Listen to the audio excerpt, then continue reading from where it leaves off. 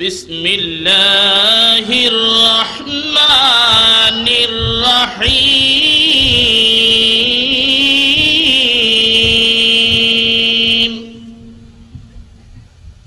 ওয়াত-তিনি ওয়াজ-যাইতুন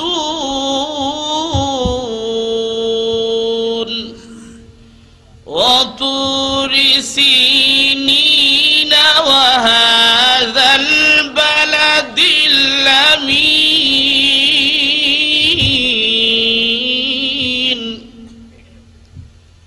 লাকাদ খালাকনাল ইনসানা ফি আহসানি তাকওয়ীম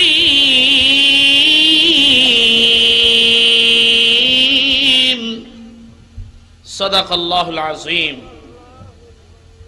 এই সূরা ৩ সম্পর্কে আমরা সামনে এগোচ্ছি ইনশাআল্লাহ।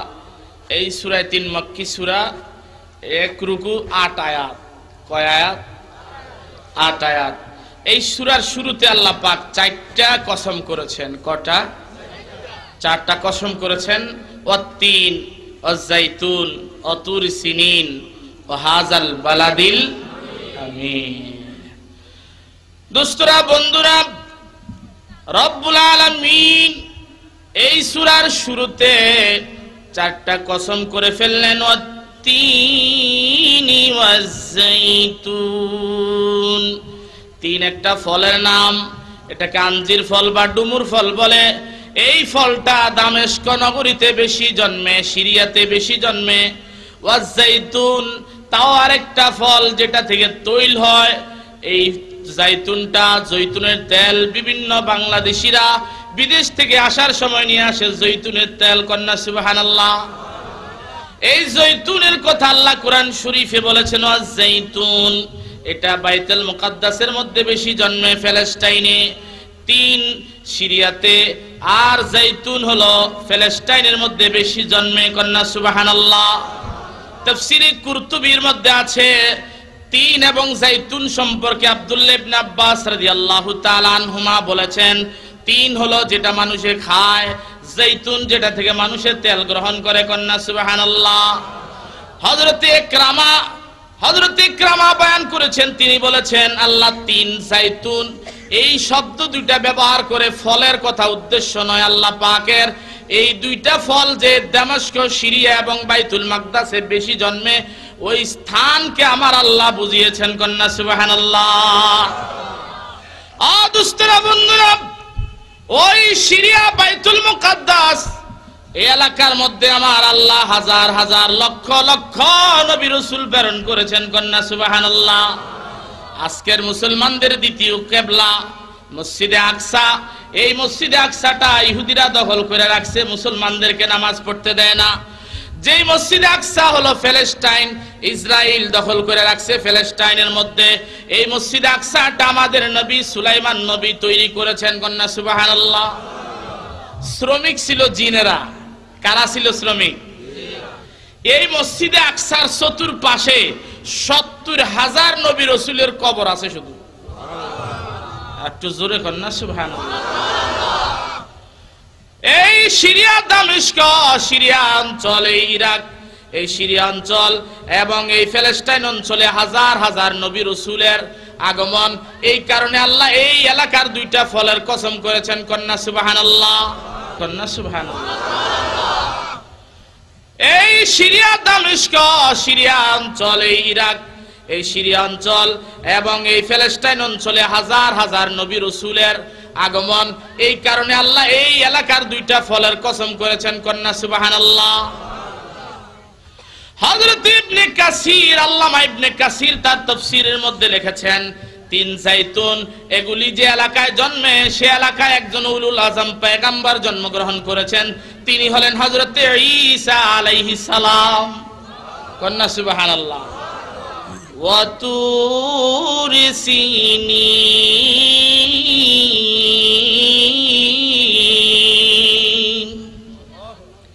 তুরে সিনিন মানে তুরে সাইনা। এটার আরেকটা নাম হলো তুরে সাইনা।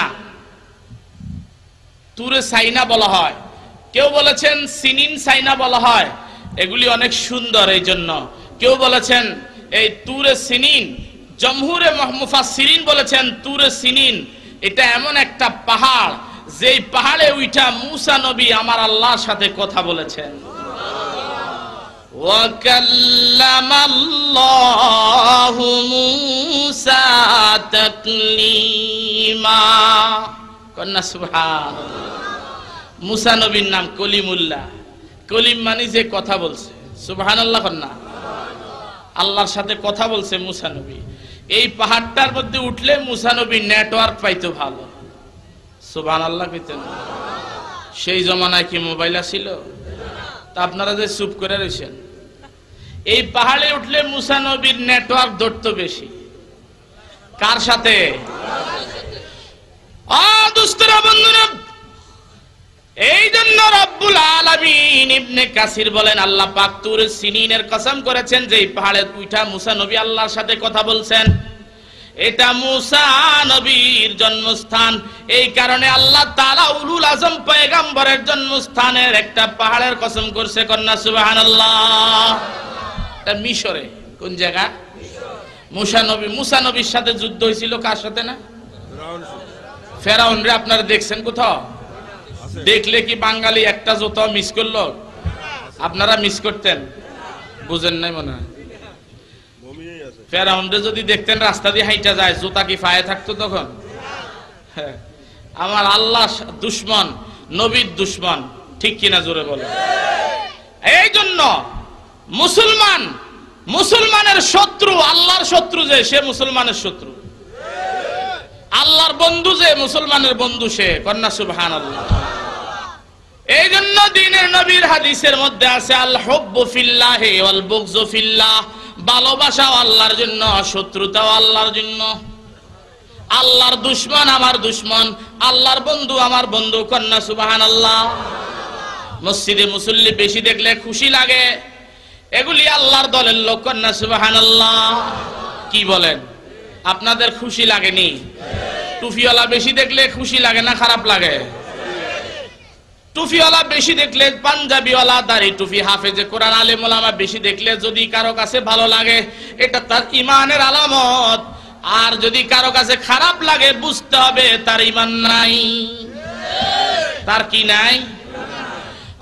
দুষ্টরা বন্ধুরা, একখানা হাদিসের মধ্যে দেখেছি দ্বীনের নবী মুহাম্মদ আরবি সাল্লাল্লাহু আলাইহি ওয়াসাল্লাম বলেছেন, ও দুনিয়ার মানুষেরা শুনিয়া লও, কোন বুড়া মুসলমানকে, কোন বৃদ্ধ মুসলমানকে ইজ্জত করা, সম্মান করা আল্লাহকে সম্মান করার মতো, কন্যা সুবহানাল্লাহ।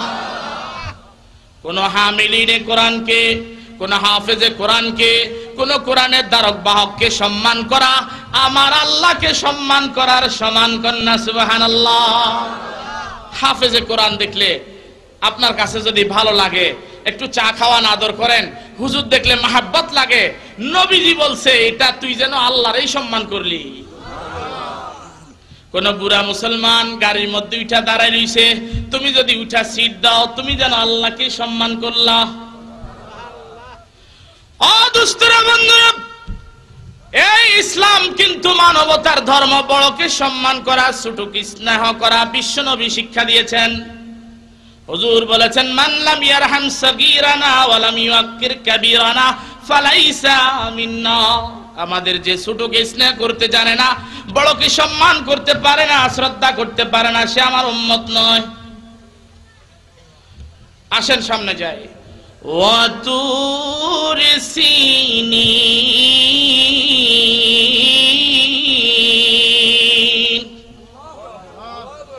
আমি আল্লাহ তুর পর্বতের কসম করলাম রে, এই পাহাড়ে উঠিয়ে আমার নবী মূসা আমার সাথে কথা বলছে। 4 নম্বরের কসম আমার আল্লাহ করছেন, ওয়া হাযাল বালাদিল আমিন।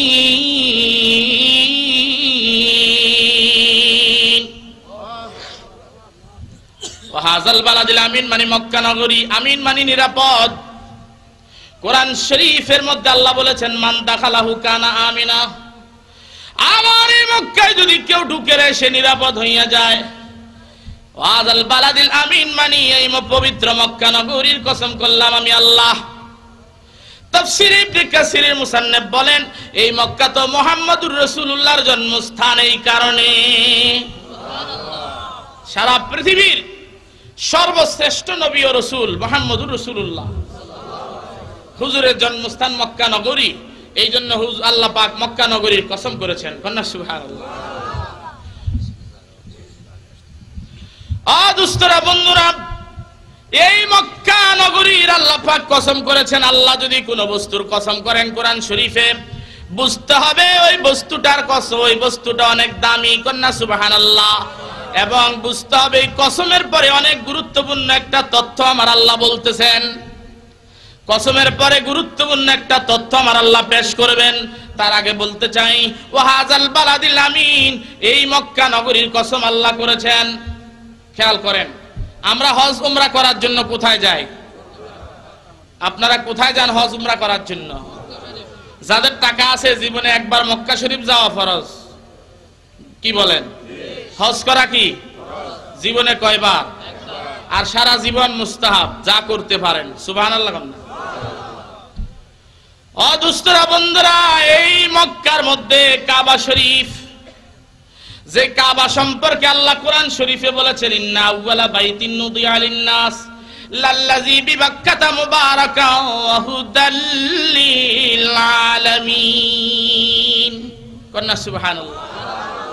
দুস্তরা বন্ধুরা, কোরআন শরীফে এই মক্কা নগরীর কাবা ঘরকে আল্লাহ পাক পৃথিবীর ইতিহাসে সর্বপ্রথম ঘর ঘোষণা করেছেন।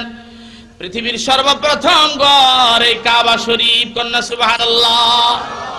পৃথিবীর সর্বপ্রথম ঘর কি? কাবা শরীফ। ওয়ালিল্লাহি আলান নাসি হিজ্জুল বাইতি মান ইসতাতা ইলাইহি সাবিলা। সুবহানাল্লাহ।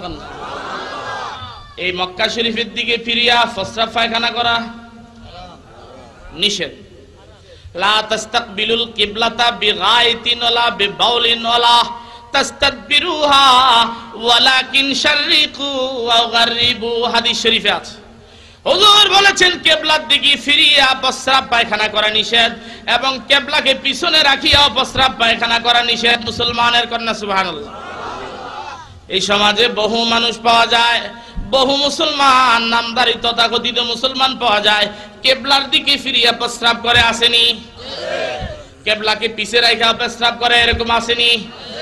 এগুলি হলো না মুসলমান। মুসলমান কি জিনিস সেটাই সে জানে না, কিবলা কি জিনিস সেটাও তো সে বুঝে না।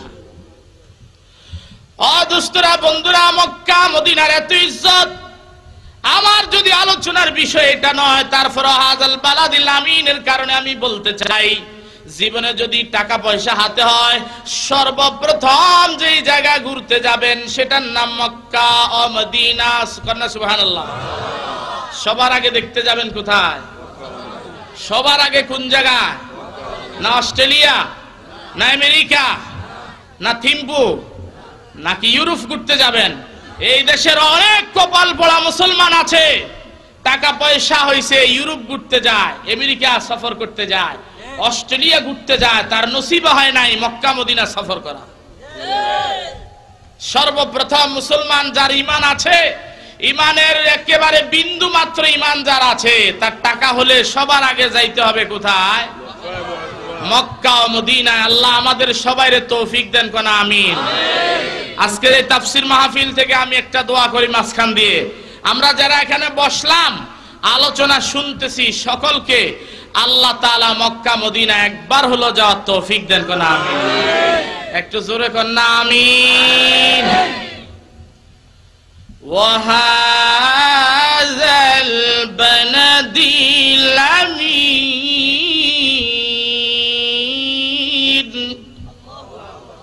এই নিরাপদ মক্কা নগরীর কসম, চারটা কসম করলেন আমার আল্লাহ। ওয়াত-তিন ওয়াজ-জাইতুন ওয়া তুর সিনিন ওয়া হাযাল বালাদিল আমিন। এই তিনটা জায়গার কসম, প্রথম দুইটা এক জায়গা, পরের দুইটা ভিন্ন ভিন্ন। তিনটা জায়গায় হাজার হাজার নবী রাসূলের কদম পড়েছে। সুবহানাল্লাহ। কত মজা লাগে সেখানে গেলে, কত মজা লাগে। যারা গেছেন দেখেছেন, চোখের পানি ধরে রাখা যায় না। আজ থেকে 4500 বছর আগে আমাদের বাবা ইব্রাহিমে খলিল পাহাড়ের যে কুসির মধ্যে ইসমাইল নবীরে কোরবানি দিছিলেন, আপনারা যারা গেছেন দেখেছেন মিনাতে, ওই জায়গার মধ্যে সৌদি সরকার একটা ফিলার দিয়ে রাখছে। 4500 বছর আগে এই জায়গায় ইসমাইল নবীরে কোরবান দিছিল। কত মজা লাগে এই দৃশ্যগুলি দেখলে। সারা জীবন পড়লাম, দেখার সুযোগ হয়েছে, আলহামদুলিল্লাহ। কন্যা আলহামদুলিল্লাহ।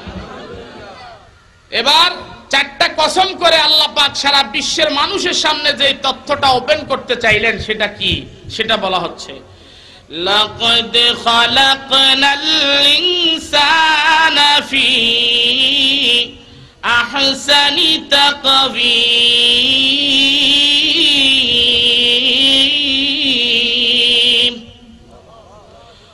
জগতের মানুষেরা শুনিয়া ল, আমি আল্লাহ 4টা বস্তুর কসম করিয়া তামাম পৃথিবীর মানুষের সামনে একটা তথ্য ওপেন করছি।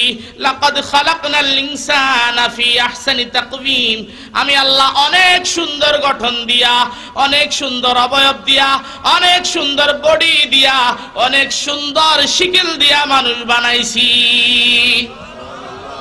সবচেয়ে সুন্দর, আহসান ইসমে তাফজিলের সিগা, সবচেয়ে সুন্দর সুরত দিয়া আমি আল্লাহ মানুষ বানাইছি। সবচেয়ে সুন্দর গঠন দিয়া আমি আল্লাহ মানুষ বানাইছি। কোরআন শরীফ, লাকাদ খালাকনাল ইনসানা ফি আহসানি তাকওয়িম।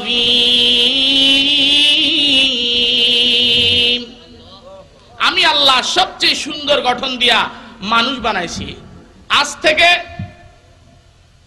কয়েক শত বছর আগে, প্রায় 1200-1300 বছর আগে, বাদশাহ আবু জাফর মনসুর খলিফা, আবু জাফর মনসুর খলিফা ছিল। তার একজন কর্মচারী অফিসার ছিল, নাম ছিল ঈসা ইবনে মুসা হাশেমি। এই ঈসা ইবনে মুসা হাশেমি এই খলিফা আবু জাফর মনসুরের সিনিয়র সভাসদ, অর্থাৎ মন্ত্রী পর্যায়ের লোক। তার স্ত্রীর সাথে একদিন মজাক করতে যাইয়া এই ঈসা ইবনে মুসা হাশেমি, ঘটনাটা তাফসিরে কুরতুবিতে এসেছে। ঈসা ইবনে মুসা হাশেমি তার স্ত্রীকে মজাক করতে যাইয়া বলেছে, ও আমার স্ত্রী, তুমি যদি পূর্ণিমার 4টা থেকে সুন্দর না হও তাইলে তোমারে 3 তালাক দিয়ে দিলাম। কয় তালাক? আপনারা বলেন তো, 3-এর পরে আর আছে? এই ফোলাফাইন যে রেডি খেলে স্কুল ঘরের সামনে, একটা খালি কয় 1 2 3, 3 মানে দৌড় দে, 3 মানে কি? 3 মানে গো, 3 মানে গেট আউট, 1 2 3 মানে কি? আল্লাহ তাআলাকে শব্দ কয়টা রাখছে? 1 কইলে রাখা যায়, 2 কইলো, 3 কইলে হাত্তা তানকিহা যাওজান গায়রাহা। আরেকজনের কাছে যাইয়া ট্রান্সফারের অর্ডার নিয়ে তারপরে আসতে হবে। কথাটা বুঝলেন তো? যাই হোক, সেটা অন্য কথা। তো ঈসা ইবনে মুসা হাশেমি স্ত্রীকে বলছে, পূর্ণিমার চাঁদের চেয়েও যদি সুন্দর না হও, কয় তালাক? 3 তালাক। স্ত্রী দিনদার ফরহেজগার মহিলা, ভদ্র মহিলা, পর্দা টানিয়া ঘরের ভিতরে চলিয়া যায়। স্বামী যতই ডাকে আসে না, তুমি আমাকে 3 তালাক দিয়ে ফেলেছ, মুগাল্লাজা হয়ে গেছে, আর তো সম্ভব না তোমার কাছে যাওয়া। স্বামীর মনটা খারাপ হইয়া যায়। পরের দিন সকালবেলা খলিফার দরবারে যাইয়া মুখটা মলিন চেহারায় খলিফার সামনে বইসা রইছে। খলিফা জিজ্ঞাসা করে, ঈসা ইবনে মুসা হাশেমি, কি হইল তোমার? চেহারা মলিন কেন? হুজুর, একটা বিপদে পড়ে গেছি, মুসিবতে পড়ে গেছি। ঘটনা খুলে বললে খলিফা আবু জাফর মনসুর এলাকার সমস্ত মুফতিদেরকে ডাকলেন, বড় বড় আলেমদেরকে ডাকলেন, তালাক কি হইল নি? সমস্ত আলেমরা ফতোয়া দিয়ে দিলেন তালাক হয়ে গেছে। খলিফার দরবারে ইমাম আবু হানিফা রাহমাতুল্লাহ আলাইহির একজন ছাত্র মাথা নিচের দিকে দিয়া বসে রইছে, কোনো কথা বলে না। সবার ফতোয়া তালাক হয়ে গেছে। মানুষ তো পূর্ণিমার চাঁদের চেয়ে সুন্দর হতে পারে না। এবার খলিফা আবু হানিফা রাহিমাহুল্লাহর ছাত্রকে জিজ্ঞাসা করে, ও মিয়া, তুমি যে কিছু বললা না, তুমি যে চুপচাপ, সে বলে হুজুর আমার তো মনে হয় তালাক হয় নাই। খলিফা বলে কেন? আমার আল্লাহ কোরআন শরীফে সূরা ৩ বলছে লাকাদ খালাকনাল ইনসানা ফি আহসানি তাকওয়িম। আমি আল্লাহ সবচেয়ে সুন্দর করিয়া মানুষ বানাইছি। হুজুর গো, ও খলিফা, আল্লাহ এখানে বলছেন সবচেয়ে সুন্দর সুরত দিয়া, সবচেয়ে সুন্দর গঠন দিয়ে আল্লাহ মানুষ বানাইছে। এই আয়াতটাই প্রমাণ করে মানুষ পূর্ণিমার চাঁদের চেয়েও সুন্দর। পূর্ণিমার চাঁদ কি আমাদের চেয়ে সুন্দর? আমাদের দেশে সুন্দরী মেয়ে দেখলে অনেকে মন্তব্য করে ফরির মতো সুন্দর। কি বলেন? ফরি হলো জিনের লেডিস গ্রুপ। জিনের কোন গ্রুপ? Ladies group ফরি। তো জিনের লেডিস গ্রুপ যেটা, জিন কি মানুষের চেয়ে সুন্দর? কশিন কালো না। একজনের জিনের চেহারা দেখেছে, তিনি বললেন জিনের চেহারা দেখলে সুন্দর তো দূরের কথা, মানুষের ডরায়, ভয় পায়। সুন্দর চেহারা দেখলে কেউ ভয় পায় নাকি? হ্যাঁ, সবচেয়ে সুন্দর চেহারা আল্লাহ কারে দিছে? সুবহানাল্লাহ। ও দুস্তরা বন্ধুরা, সূরা বালাদের মধ্যে আমার আল্লাহ বলতেছেন আলাম নাজআলিন, আমি এই মানুষকে দুইটা চোখ দেই নাই। কয়টা চোখ দিছে? যারা কথা কর নাই আপনাদের কি একটা দিছে নাই? কয়টা দিছে? দুইটা দিছে। সুবহানাল্লাহ। আল্লাহ যে রহমান, একটা হইলেও চলে। কয়টা দিছে? কিডনি কয়টা দিছে মানুষকে? একটা হইলেও চলে। বুঝেন নাই? আজকে চিকিৎসা বিজ্ঞান বলেছে মানুষের শরীরে যা রোগ আছে, রোগ, সুবহানাল্লাহ, পুরা পৃথিবীটারে 3 বার মোড়ানো যাবে। 3 বার একজনের বডিতে যা রোগ আছে, চিকিৎসা বিজ্ঞানীরা বলেছেন পুরা পৃথিবীটারে 3 বার মোড়ানো যাবে। কে দিছেন? মানুষের হার্ট অপারেশন করে না, হার্ট ওপেন হার্ট সার্জারি করে না, এই হার্ট সারা বডির রক্তকে সঞ্চালন করে। মানুষের চর্বির কারণে যদি হার্টের ভিতরে আবার রোগ আছে, রোগের চর্বি জমে যদি রক্ত চলাচল বন্ধ হয়ে যায়, এটাকে বলে অ্যাটাক। চর্বি জমা রক্তের ভিতরে বন্ধ হয়ে গেছে, তখন এই রোগ ফেলে দিয়ে নতুন রোগ লাগাইতে হয়। আল্লাহ পাক এত বেশি রহমান, গরুর রক্ত আর মানুষের বডিতে চলবে না, কুকুরের রক্ত চলবে না। মানুষের পায়ের মধ্যে এক্সপায়ার অতিরিক্ত রোগ দেওয়া আছে, যেটার কোনো কাজ নাই। ডাক্তাররা পায়ে অপারেশন করে এটা খুলে হার্টে লাগাইয়া দেয়। কন্যা সুবহানাল্লাহ। কে করেছেন? লাকাদ খালাকনাল ইনসানা ফি আহসানি তাকওয়িম। অনেক সুন্দর করে আমি আল্লাহ মানুষ বানাইছি। সুবহানাল্লাহ। কন্যা, মানুষের কিডনি কিসের কাজ করে? এই যে আমরা পানি খাই, দুধ খাই, শরবত খাই, এগুলো শাকে এই পানিটাকে সেকে প্রস্রাবের রাস্তা দিয়ে একেবারে পানিটা বের করে দেয়। আর মেডিসিন যেটা উপকারী বডির জন্য, এটা বিভিন্ন অংশে প্রেরণ করে দেয়। আর মানুষের বর্জ্যগুলি আরেক রাস্তা দিয়ে বের করে দেয়। সুবহানাল্লাহ। কে দিছেন? খেয়াল করছেন নি? সুবহানাল্লাহ। কে করেছেন? আমরা যে গরুর দুধ খাই, গরুর দুধ খাই না? সুবহানাল্লাহ। এই যে পাশে দিয়ে দুধ বাইরে হয়, এর 1 বিগত পরে প্রস্রাব বাইরে হয়। কি কোন? কোনদিন কি রাস্তা চেঞ্জ হই? দুধের রাস্তা দিয়ে প্রস্রাব, প্রস্রাবের রাস্তা দিয়ে দুধ বাইরে হওয়া শুরু হয়েছে? কে করেছেন? আল্লাহ। সুবহানাল্লাহ। আহকামুল হাকিমিন, আহসানুল খালিকিন, আল্লাহ পাক। সুবহানাল্লাহ। কন্যা, কে করেছেন? আল্লাহ পাক। সূরা বালাদের মধ্যে আল্লাহ বলতেছেন আলাম নাজআল লাহু আইনাইন, আমি আল্লাহ কি তারে দুইটা চোখ দেই নাই? ওয়া লিসানা ওয়া শাফাতাইন, একটা জিহ্বা, দুইটা ঠোঁট কি তারে আমি আল্লাহ দেই নাই? দিছেনিও? দিছেন? দেই নাই এটাকে ইস্তেফামে ইনকারি বলে, ইস্তেফামে তাকরিরি বলে, মানে দিয়েছি আমি আল্লাহ। আমি আল্লাহ তোমাকে দিয়েছি দুইটা চোখ। কে দিলেন? কথা বলেন, কে দিছেন? টেলিভিশন সাউন্ডের লাইট, ইন্টারন্যাশনাল ফুটবল খেলা সাউন্ডের লাইট, এই যে ক্রিকেট খেলা চলতেছে এটা দেখার জন্য নাকি? শুকরিয়া আদায় করছেন? ইন্নাল ইনসানা লিরাব্বিহি লাকানুদ। কোরআন শরীফের মধ্যে আল্লাহ বলতেছেন মানুষ তার রবের নিয়ামতের ব্যাপারে বড়ই অকৃতজ্ঞ নাফরমান। কত নিয়ামত আমি তার দিলাম, শুকরিয়া আদায় করে না সে। দুষ্টরা বন্ধুরা, চোখের কথা আল্লাহ কেন বলেছেন? কোরআন শরীফের তাফসীরের মধ্যে মুফাসসিরিন কিরাম এই চোখের কথা লিখেছেন। চোখ মানুষের বডির অনেক গুরুত্বপূর্ণ দুইটা অঙ্গ। এই অঙ্গটা অনেক গুরুত্বপূর্ণ। এই চোখের মধ্যে কোনো ময়লা পড়তে পারে না। এই চোখের মধ্যে ময়লা পড়ার আগেই চোখের পাতা নিজে নিজে বন্ধ হয়ে যায়। সুবহানাল্লাহ। হয়নি না? আমার কাছ থেকে অনুমতি নেয়, আমার চোখ কি বন্ধ হবো কি হবো না, অনুমতিও নেয় না। কি বলেন? আবার আমাদের চোখের পাতা প্রতি মিনিটে কয়েকবার বন্ধ হয় আবার খোলে। আজকের চিকিৎসা বিজ্ঞান স্বীকার করেছে মানুষের চোখের পাতা যে বন্ধ হয় আর খোলে, এটা দ্বারা চোখকে ভিজাইয়া চলিয়া যায়। এক নজরে 1 ঘন্টা তাকাই থাকলে বান্দা অন্ধ হইয়া যাইতি। আমি আল্লাহ তোর চোখের পাতা এত দ্রুত বন্ধ করার ব্যবস্থা করেছি। কে করেছেন? দুষ্টরা বন্ধুরা, একটু নজর করলে আমরা দেখতে পাই আল্লাহ কত বিজ্ঞান খরচ করেছেন চোখের মধ্যে। এত গুরুত্বপূর্ণ অঙ্গ, চোখটাকে ফিট করেছেন।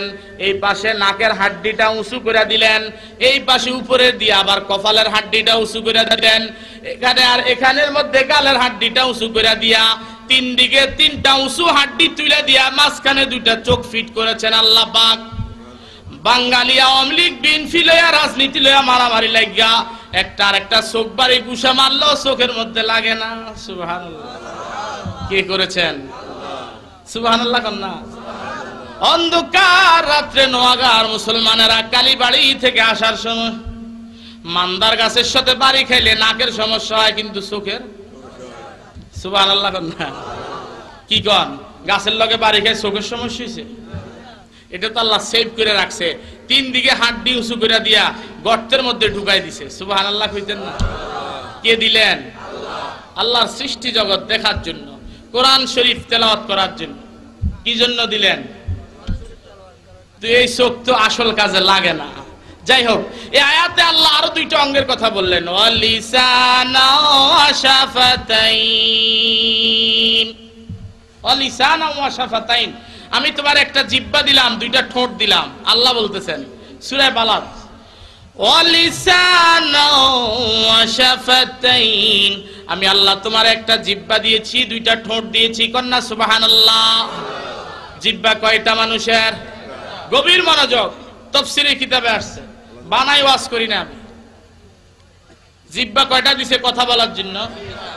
মানুষের মুখ কয়টা? চোখ কয়টা?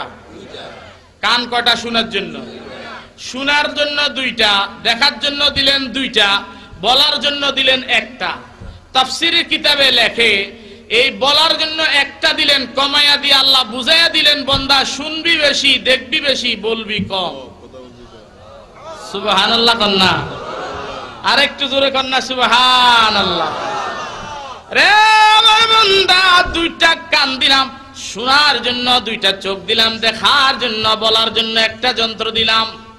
এটা বুঝাই দিলাম তুই শুনবি বেশি, দেখবি বেশি, কিন্তু কথা বলবি কম। কন্যা সুবহানাল্লাহ। হাদিস শরীফে দ্বীনের নবী বলেন, মাইয়াযমানলি মা বাইনা লিহিয়াইহি ওয়া মা বাইনা রিজলাইহি আদমান লাহুল জান্নাহ। মনোযোগ, আমার উম্মতেরা, আমার উম্মতের কোন পুরুষ মহিলা যদি 2 ঠোঁটের মাঝখান মানে মুখ, অর্থাৎ ভাষা মুখ, আর 2 পায়ের মাঝখান মানে লজ্জাস্থান, এই 2টা যন্ত্র আমার উম্মতের কোন পুরুষ মহিলা যদি জিম্মাদারি নেয়, ইসলামিক রীতিনীতি মনোযোগী ইসলামী শরীয়ত অনুযায়ী ব্যবহার করবে মুখ এবং লজ্জাস্থান, আমি নবী মুহাম্মদুর রাসূলুল্লাহ তার বেহেশতের জিম্মাদার। কয়টা অঙ্গের কথা বললেন? মুখ এবং লজ্জাস্থান। খেয়াল করেন মুসলমানেরা, হাদিসের কিতাবে দেখেছি নবীজির হাদিস, যেই দুইটা যন্ত্রের কারণে বেশিরভাগ মানুষ জাহান্নামে যাবে, একটা হলো মুখ আর একটা লজ্জাস্থান।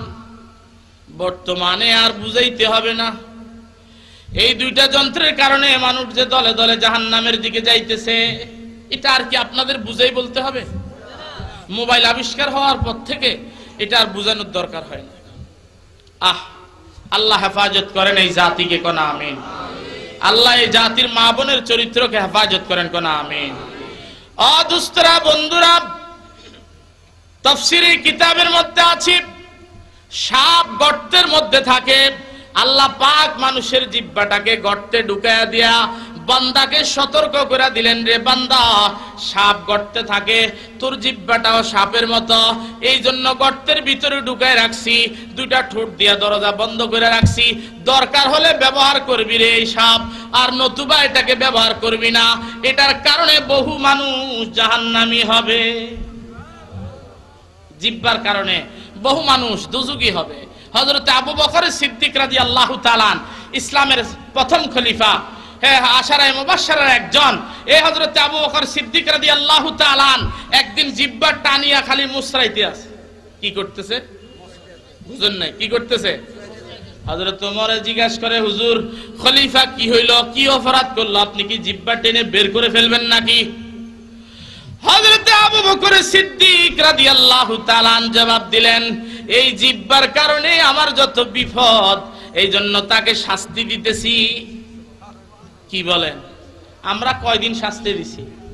হ্যাঁ, আপনি যদি কোনোদিন মিথ্যা কথা বলার পরে জিহ্বারে দিয়ে একটা শাস্তি দিতেন, হ্যাঁ, তাইলে না আপনি একটু সতর্ক হইতেন, অথবা কয়েকবার আস্তাগফিরুল্লাহ পড়তেন, আমি একটা মিথ্যা কথা বলে ফেলছি, একটা গুনাহ হয়ে গেছে, তাইলে না কিছুটা হতো, নোকসান হতো, ঠিক হতো, নোকসানিয়ত কাটা যেত, কিন্তু তা তো হচ্ছে না। এই জিহ্বা এবং লজ্জাস্থানের কারণে দলে দলে মানুষেরা জাহান্নামী হচ্ছে। কি হচ্ছে? ওয়াইন তাউদ্দু নি'মাতাল্লাহি লা তুহসুহা, তোমরা যদি আল্লাহর নিয়ামতকে গণনা করো কোনোদিন শেষ করতে পারবে না। সুবহানাল্লাহ। দেখেন, এই যে ক্যামেরাটা আমাদেরকে করতেছে, ভিডিও করতেছে, এটার কাজ হলো ভিডিও করা। একটা মেশিন একটা কাজ, ফটোস্টেট মেশিন ফটোস্টেটের কাজ করে, ক্যামেরা ক্যামেরার কাজ করে, কম্পিউটার কম্পিউটার কাজ করে। আর আল্লাহ আমাদেরকে এমন একটা যন্ত্র দিলেন, জিহ্বা, এটা কত ধরনের কাজ করে। গরুর গোশতের স্বাদ, খাসির গোশতের স্বাদ, দেশি মুরগার স্বাদ, ফার্মের মুরগির স্বাদ, কই মাছের স্বাদ, বোয়াল মাছের স্বাদ, টক, ঝাল, মিষ্টি, সুকা, যা আছে কুল্লু। সুবহানাল্লাহ। সব কিছু টেস্ট করে সাথে সাথে রেজাল্ট দিয়ে ফেলতেছে। সুবহানাল্লাহ। ওয়াইন তাউদ্দু নি'মাতাল্লাহি লা তুহসুহা, কন্না সুবহানাল্লাহ। আরো আছে, লাগে যেমন কুমিল্লা ফদুয়ার বাজার বিশ্ব রোডের ট্রাফিক, এই যে নাকে এদের মুখের উপর দিয়ে হেরে ফিট করে রাখছে, নাকেরে একবার মুখের লগে দিয়া। সকালবেলা রিক্সাওয়ালা ফান্তাবাদ, কাঁচামরিচ, পেঁয়াজ দি খাইতে বসে, মুখে দেওয়ার আগে নাক সাহেবের টেলিফোন করে বসে আকলের কাছে যে খবরদার ফসা। সুবহানাল্লাহ। হ্যাঁ, এমনি লোকমা ফালাই দিছে, মনে জনের ট্রাফিকে এর আপনার লাইসেন্স নাই, কই যান, বন্ধ করে দিছে। আর কি নাই? লাইসেন্স নাই। সুবহানাল্লাহ। কে করলেন? আল্লাহ পাক। সুবহানাল্লাহ। দুস্তরা বন্ধুরা, এরপরে আবার আল্লাহ বলতেছেন, আমি কি তোমার দুইটা ঠোঁট দেই নাই? আমরা মনে করি ঠোঁট, এই দুইটা ঠোঁটের কথা আল্লাহ কোরআন শরীফে বলেছেন। তাফসীরের কিতাবের মধ্যে দেখলাম ঠোঁট, এই দুইটা ঠোঁটের কত উপকারিতা মানুষের জীবনে। ঠোঁট দিয়ে আল্লাহ মানুষের মুখকে সেভ করেছেন, কন্যা সুবহানাল্লাহ। এই দুইটা ঠোঁট যদি না থাকতো, মানুষের দাঁত শুধু থাকতো, বিভিন্ন মারামারিতে বিভিন্ন জায়গায় পিচ্ছিলকায় ফিরে যে দাঁত পড়ে গেছে গা, হ্যাঁ বিয়া করাইতো নিব, দুলার মুখের মধ্যে সিটাং আর বরিশালের মাঝখানে যেরকম ছিদ্র, এরকম এক ছিদ্র। কি কন? ঠোঁট যদি না থাকতো, এত বড় খাল এটা দেখা যায় লোক না। কি কন? দুলার বিয়া ফিরে গেল। আর আপনি এখান থেকে হুন্ডা লইয়া কালীবাড়ি দোয়াবাঙ্গা গেলে বাস ঠোঁট যদি আল্লাহ না দিত বালু ফইরা অর্ধেক মুখ ফুরে গেল। কি কন? প্রত্যেকবার ঘরে আইসা মুখ ওয়াশ করার লাগলো। সুবহানাল্লাহ কন না? আমরা যে আব্বা আম্মা বলি, আরবি 29টা হরফের মধ্যে 4টা হরফকে শাফাবি বলা হয়, ঠোঁট থেকে উচ্চারণ হয়। কথা বলতে আমরা ঠোঁটকে ব্যবহার করি। আপনি ঠোঁটে ধরে রাখি আব্বা বলতে পারবেন? কি বলেন? এই ঠোঁট ধরে রাখি আপনার আব্বারে আব্বা কইলে আব্বা শোনা যাবে না, শোনা যাবে আউয়া। কি শোনা যায়? আউয়া কইলে দৌড়াইনি ফানিত ফেলাইতো না, এত টিয়া খাওয়াইলাম বেটা আউয়া কইছে তোমারে। কি কস? হ্যাঁ, কম ডাইলাম তোর পিছে টিয়া। কি বলেন? সুবহানাল্লাহ। মানুষ যে কথা বলে ঠোঁটের কারণে। সুবহানাল্লাহ কন না? এরপরে আরো জটিল বিষয় পাওয়া গেছে তাফসিরে। আমরা যে থুতু ফেলি, থুতু ঠোঁটের কেরামতি। সুবহানাল্লাহ। নতুবা যাদের ফানের ফিক বাইয়া বাইয়া গায়ে পড়ে, এই থুতু ঠোঁট না থাকলে এগিন বাইয়া বাইয়া গায়ের মধ্যে পড়লো। বুঝলেন তো? ছোট ফোলা ফানি রেহান দিছে আলাদা একটা রাহে না, এই বুড়গাটিনও আলাদা একটা রাহন লাগলো, এই বাইয়া বাইয়া এডি পড়লো। আস্তাগফিরুল্লাহ। কে সেভ করেছেন? আল্লাহ। লাকাদ খালাকনাল ইনসানা ফি আহসানি তাকবীম। আমি আল্লাহ অনেক সুন্দর চেহারা দিয়া বান্দারে সুন্দর গঠন দিয়া তোরে বানাইছি। কন্যা সুবহানাল্লাহ। ওয়া লিসানা ওয়া শাফাতাইন, দুইটা ঠোঁট দিলাম বান্দা তোরে।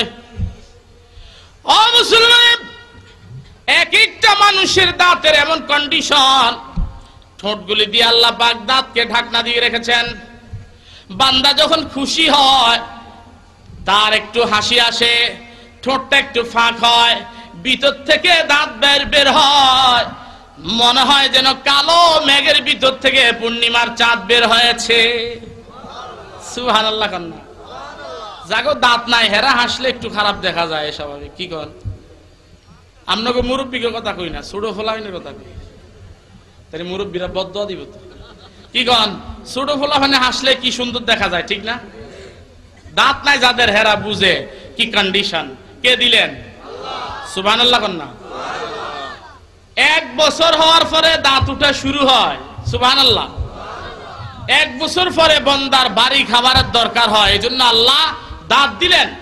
শৈশবকাল দাঁতের যত্ন নিতে পারবে না, নষ্ট হয়ে যাবে, পোকামাকড়ে খেয়ে ফেলবে। এই জন্য 7 বছর বয়সে এই দাঁতগুলি ফেলে দিয়ে আবার নতুন নতুন দাঁত, মজবুত দাঁত দেন।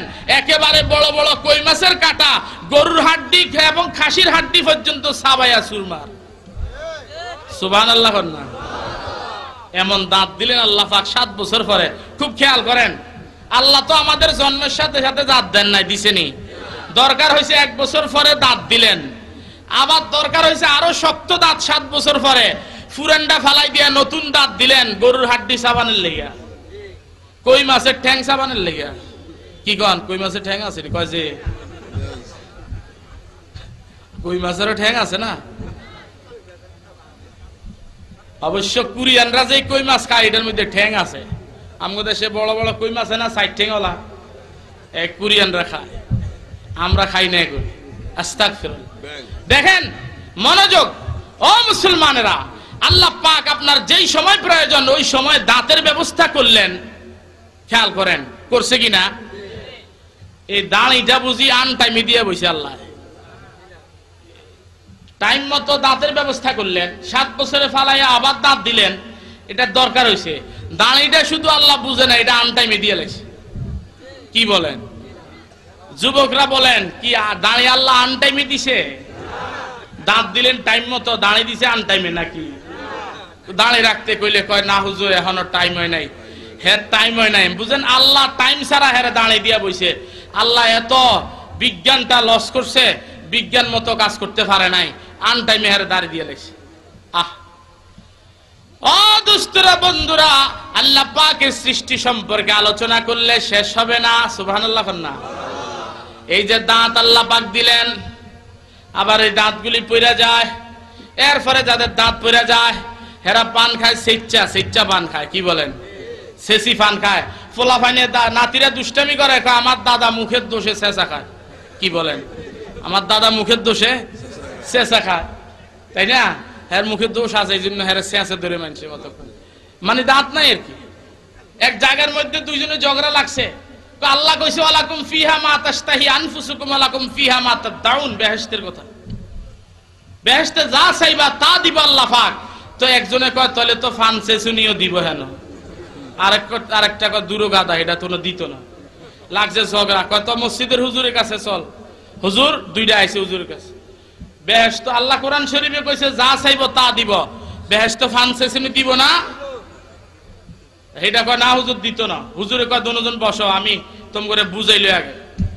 যত মানুষরা আল্লাহ বেহেশত দিব, সব পুরুষরা হবে 33 বছরের নওজোয়ান, সুবহানাল্লাহ। সব মেয়েরা মহিলারা হবে 18 বছরের যুবতী মেয়ে। 33 বছরে কারো দাঁত পড়বো? সুতরাং বেহেশতে কারো দাঁতও পড়বে না, শেষনিও, সুবহানাল্লাহ।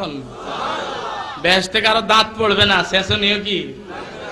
দাঁত পড়লে না শেষন দরকার আছে। বেহেশতে যে যেমনে ঢুকবো এইভাবে চিরজীবন, সুবহানাল্লাহ, আজীবন, সুবহানাল্লাহ। বেহেশতে যাইতে মন চায়নি? সুদ খাই কেন? বেহেশতে যাইতে মন চায়নি? ঘুষ খাই, হারাম খাই, আরেকজনের জমিন দখল করি, আস্তাগফিরুল্লাহ। ওই বডির জন্য, ওই দেহের জন্য আল্লাহর জান্নাতটা হারাম, যেটা হারাম রক্তের তৈরি, হারাম রক্তের তৈরি। ও মুসলমান, কোরআন শরীফের মধ্যে আমার আল্লাহ সূরা ইনফিতারের মধ্যে বলতেছেন, ইয়া আইয়ুহাল ইনসানু মা গাররাকা বিরাব্বিকাল কারীম। হে মানুষ, ইয়া আইয়ুহাল ইনসান, হে মানুষ, মা গাররাকা মানে মান গাররাকা, কে তোর ধোঁকা দিল রে, বিরাব্বিকাল কারীম, তোর দয়ালু আল্লাহর ব্যাপারে, তোর দয়ালু আল্লাহর ব্যাপারে, তোর মহানুভব আল্লাহর ব্যাপারে, পরম করুণাময় দয়ালু আল্লাহর ব্যাপারে কে তোর ধোঁকা দিল রে? হে মানুষ, আল্লাযী খালাকাকা ফাসাওয়াকা ফাআদালাকা ফি আইয়ি সূরাতিন মা শাআ রাক্কাবাক, কন্না সুবহানাল্লাহ। যিনি তোমাকে সৃষ্টি করলেন, তোমার সৃষ্টিটাকে সুন্দর করলেন, ফাআদালাকা, তোমার সামঞ্জস্যপূর্ণ করে সৃষ্টি করলেন। হাত একটা বড় আরেকটা ছোট করেন নাই, চোখ একটা এইদিকে আরেকটা এইদিকে করেন নাই, পা একটা বড় আরেকটা ছোট করেন নাই, সুন্দর করে যে আল্লাহ তোমাকে সৃষ্টি করলেন, সে আল্লাহর ব্যাপারে তোমারে কে ধোঁকা দিল? ইয়া আইয়ুহাল ইনসানু মা গাররাকা বিরাব্বিকাল কারীম। হে মানুষ, তোরে তোর মহান দয়ালু আল্লাহর ব্যাপারে ধোঁকাটা দিল কে?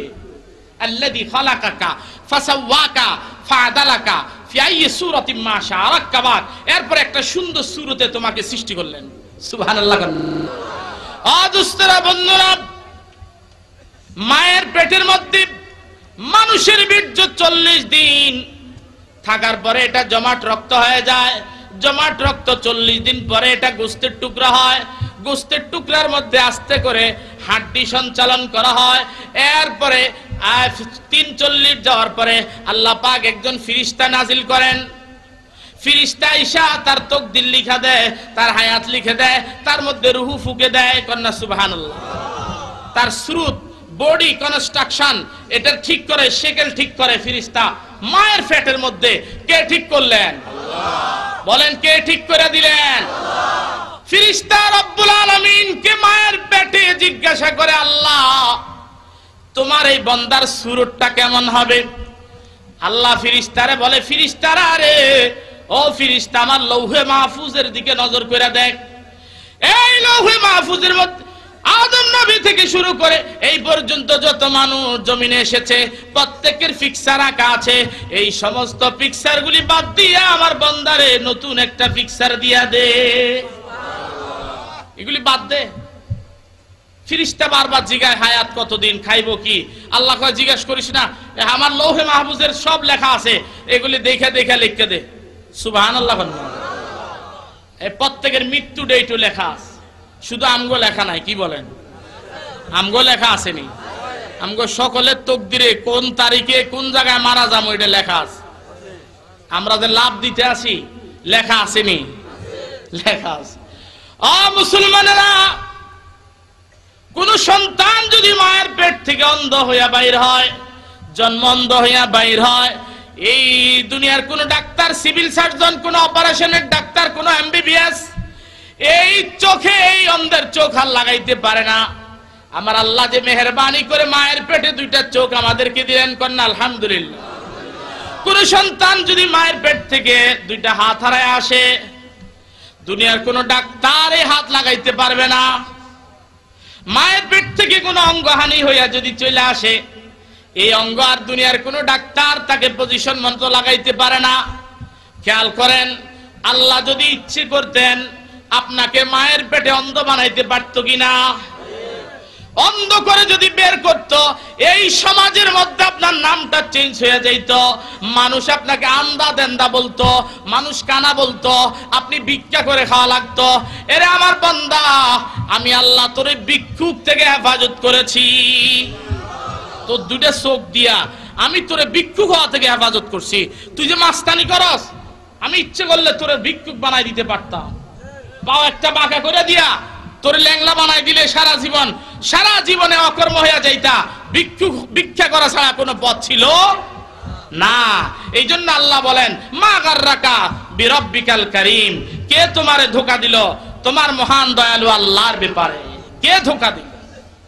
ও দুস্তরা বন্ধুরা, সূরা ওয়াকিয়ার মধ্যে আল্লাহ রাব্বুল আলামিন বলছেন, আফারাআইতুম মা তুমনুন, আফারাআইতুম মা তুমনুন আনতুম তাখলুকুনাহু আম নাহনুল খালিকুন।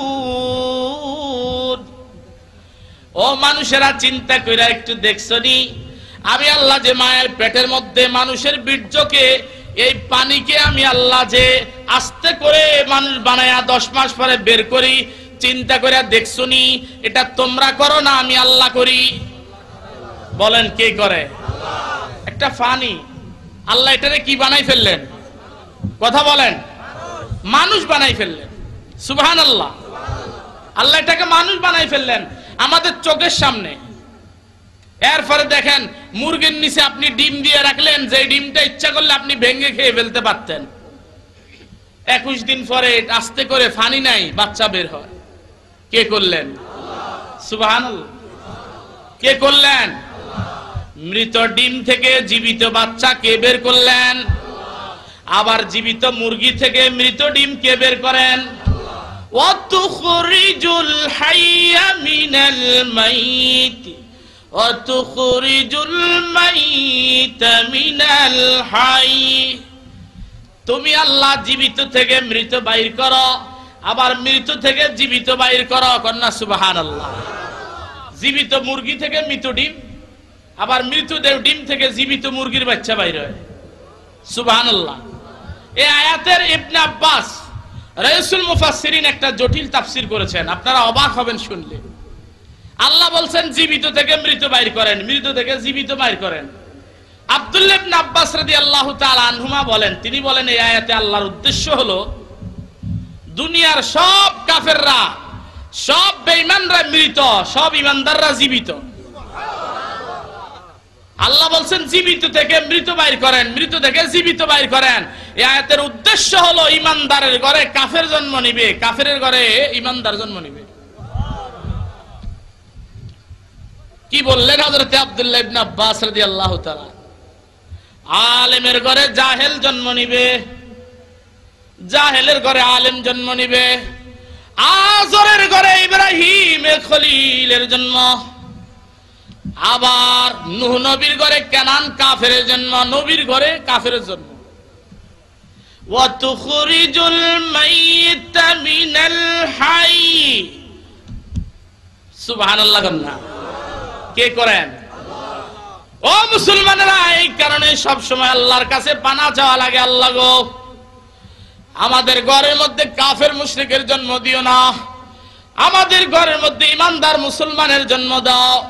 কাফের মুশরিক নাস্তিকের জন্ম দিও না, ঈমানদার মুসলমানের জন্ম দাও। কন্যা সুবহানাল্লাহ। আল্লাহ রাব্বুল আলামিন এরপরে প্রশ্ন করতেছেন, আফারাআইতুম মা তাজরাউন আফারাআইতুম মা তাহরুসুন আআনতুম তাজরাউনাহু আম নাহনুজ জারিউন। খেয়াল করেন সূরা ওয়াকিয়া, আল্লাহ পাক বলছেন, ও জগতের মানুষেরা, তোমরা যে বীজ বপন করো, চাষাবাদ করো, এগুলি জমিন থেকে তোমরা উঠাও না আমি আল্লাহ উঠাই? কে উঠান? আল্লাহ উঠান না আমরা উঠাই? আল্লাহ উঠান। আমরা উঠাইতে পারি না। আমরা যেই মাটির মধ্যে ধান এবং গম রেখে চলে এসেছি, এই মাটির এত শক্তি, এটা লোহা খেয়ে ফেলে। আমার ধান খেতে পারবে না? আপনারা আর আমার ধান গম খেতে পারবে না? এই মাটির মধ্যে আমি ধান আর গম রেখে চলে আসলাম। আল্লাহ বলতেছেন, আফরাআইতুম মা তাহরুসুন, চাষাবাদ করো যে গাছ, বিভিন্ন এই ফল ফসল, চিন্তা করে দেখছো? আনতুম তাজরাউনাহু আম নাহনুজ জারিউন, তোমরা এগুলি উঠাও না আমি করি? কে করেন? লাউ নাশাউ লাজআলনাহু হুতামান ফাযালতুম তাফাক্কাহুন।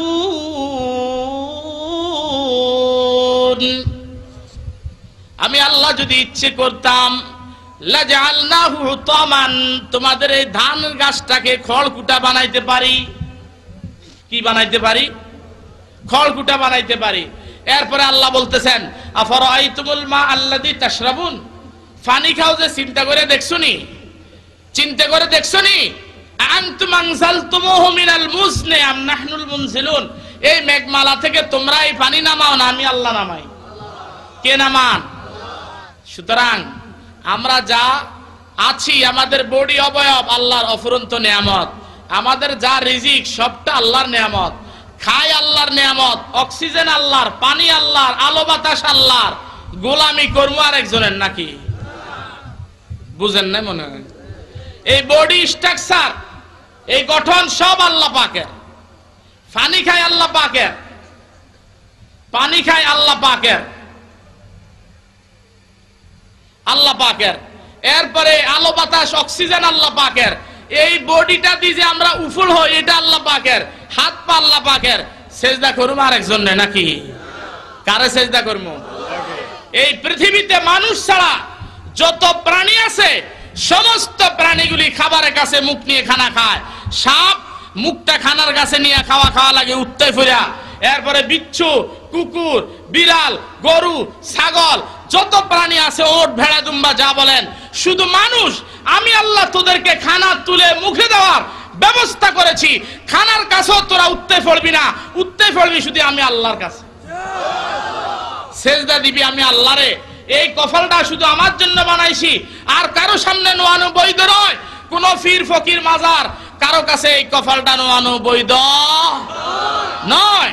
এই জন্য আসুন, আজকের এই আলোচনা থেকে আমরা যা জানলাম, আল্লাহ পাক আমাদের সকলকে, বক্তা শ্রোতা সবাইকে আমল করার তৌফিক দেন বলে আমিন। সহি বুঝ দান করেন বলে আমিন। আল্লাহ আমাদেরকে ইখলাসের সহিত কবুল করেন।